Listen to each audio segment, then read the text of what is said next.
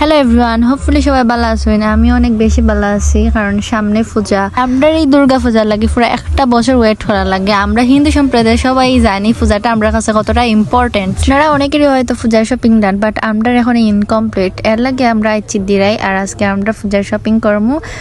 পূজা উপলক্ষে শপিং করার পাশাপাশি নিজের লুকটাও তো চেঞ্জ করা দরকার। এর লাগে আমি আইছি পার্লারও, আর চুলটুল কাটতে আমার পাক্কা দেরি হয়ে গেছে, আর আমার বাড়িটা ওয়েট করে আমার লাগি।